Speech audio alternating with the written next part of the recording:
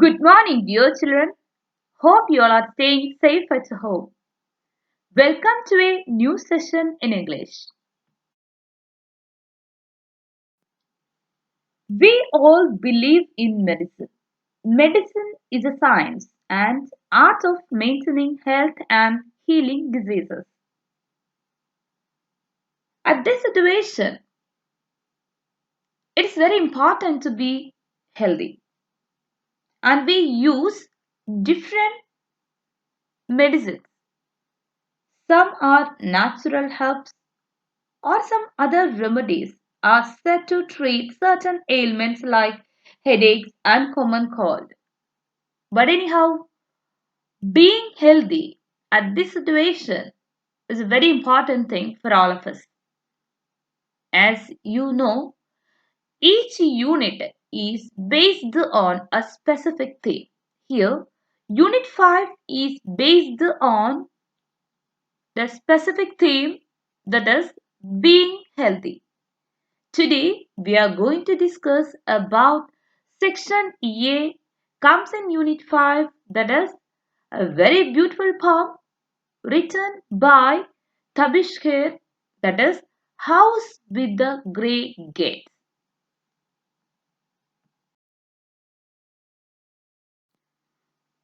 Let us know more about the poet Tabish Khair. Tabish Khair is an Indian writer who lives in Denmark. He is a poet, novelist and essayist. His significant poetry collections include Where Parallel Lines Meet and Man of Glass. He was born and educated in the state of Bihar. He worked in Gaya and New Delhi as a reporter with the Times of India and later moved to Copenhagen where he worked on a PhD on Babu fiction's alienation in the Indian English novel. He has received the All India Poetry Prize for some of his poems and an honorary fellowship in creative writing from the Baptist University of Hong Kong. His academic papers, reviews, and essays have appeared in various prominent journals and newspapers. He now lives in Aarhus, Denmark.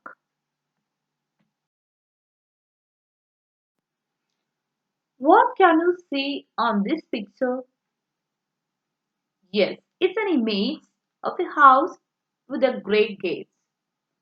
So today we are going to study a beautiful poem written by Tabish Khair, that is House with the Great Gates. Before going to begin the poem, let me give you an introduction about the poem. The House with the Great Gates is a psychological poem written by Tabish Khair. This particular poem deals with the emotional crisis and psychological trauma of an old couple who lives in a house with the great gates. This is a wonderful poem which lets us know about the hope of an old couple who live in the house and look at the gates when the door makes any kind of sound, although they don't have any visitors. Let us move on to the poem. Here you have some questions to answer. Where do your grandparents stay? How often do you visit them? How do you spend time with them? Here the poet is asking a few questions to all of us. And here you can see the textual image of the poem. I request all of you to read the lines.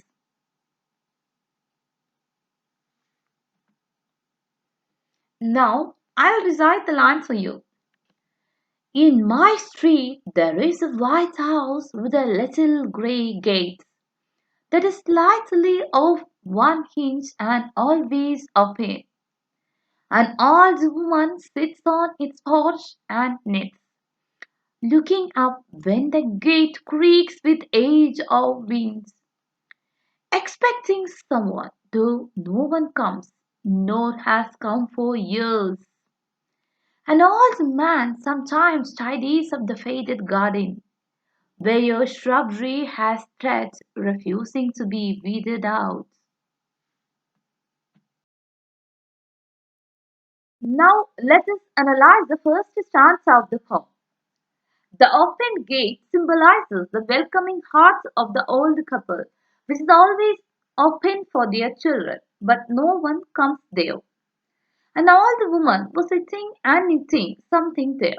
She is sitting there with a great hope or expectation that someone may come, or when the old gate makes some creaking voice by itself or with the help of the winds, it gives a great hope for her.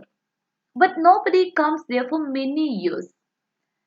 Here we can see an old man also, who is always busy tidying up the faded garden which is covered with some small plants. From this answer, we can understand that the older woman and the older man are eagerly waiting for some visitors. Here, the visitors means their own children only. But nobody comes there for many years, but still they never give up their hope. They still hope that someone will come someday. With that great hope, they both are busy doing something. Or we can say the old woman is knitting something maybe to give their grandchildren. And the old man is always working in the garden or tidying up the faded garden to keep something for their children or to make the surroundings clean for their children. Anyhow, both are waiting for their children.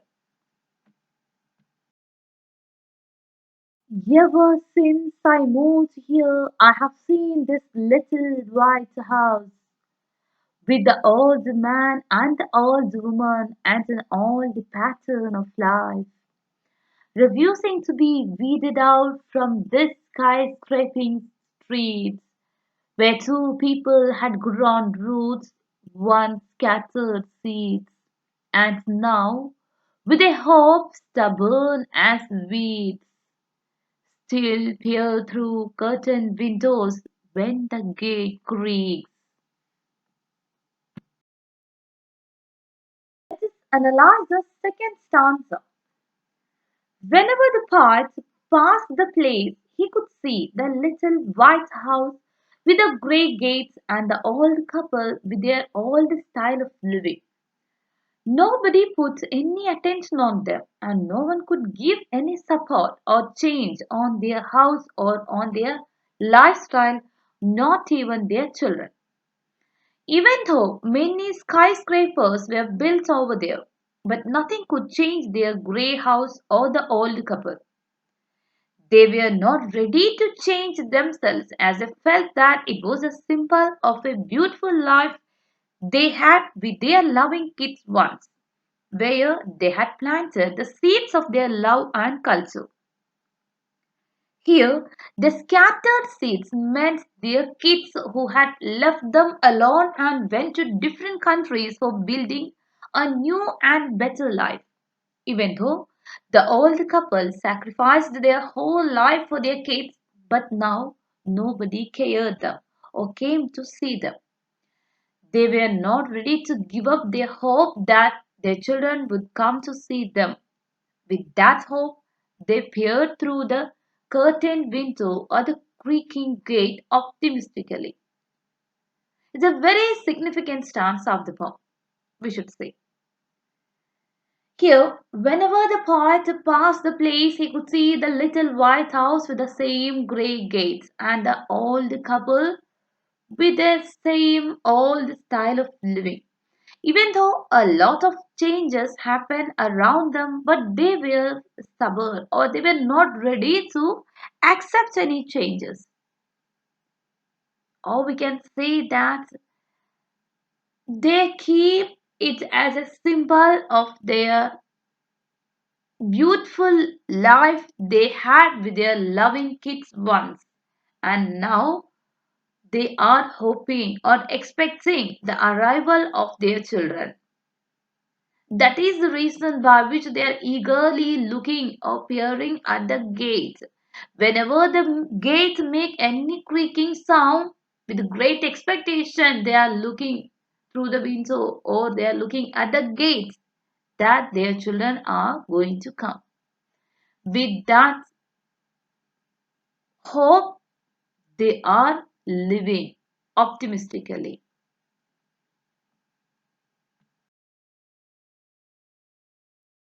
Now, let us check what would have made the children to stay away from their parents. The modern culture of their kids left behind the old couple alone, and no one ever particularly cared about them at all. Even though they refused to give up and always hoped it would be someone on the door, probably their kids who left them, whenever there was a sound at the door due to air or anything else. It's also metaphorically mentioned that their hope never ends, just like the garden, which never weeded out throughout all this time. One must learn to always have hope, no matter how hard the circumstances might be. We must also notice it is not an ideal thing to leave all the aged parents to live by themselves, as we are nothing without them. It's very clear that the modern culture of the kids would have made them to stay away from the old couple, or they might be busy with their works and all, not having time to take care of their parents. Even though the situations are like that, but still the parents are having trust on their children. So they are refused to give up their hope, and always they expect that someone will come, probably their kids. And they are very alert also. They are very alert about each and every minute sound made by the garden gate. Here, we all should learn. Always we should learn to have hope, no matter how difficult the circumstances might be or the situations might be. And we should also learn or notice that it is not an ideal thing to leave our all the aged parents, and we should know we are nothing without them, or they are the reasons for our living on this earth. Let us check the comprehension. First one, how to treat our parents when they become old. Be always optimistic and hopeful. What is the need of being so? Justify your answer eliciting points from the poem. Third one, find out an example of simile from the poem. And fourth one, what do you think about the children of the old couple? Why are they not coming to see their old parents?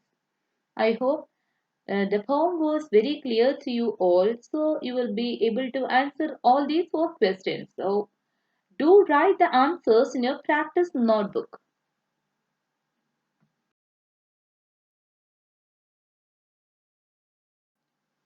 As I promised you, it's a very beautiful poem written by Tabish Khair. Whatever circumstances or situations come in your life, you shouldn't leave your parents alone. You should always remember about the struggles and sacrifices they have done for giving you a better life and education. So, for that, you should be always thankful to them. And you should understand you are so blessed to get such parents. So, it's your duty to take care of them when they are old. I hope through this poem you would have understood about the importance of being good children. So be happy and always make your parents happy by doing your duties and responsibilities at the right time. Wishing you all a wonderful day ahead. Stay safe and healthy and make all happy.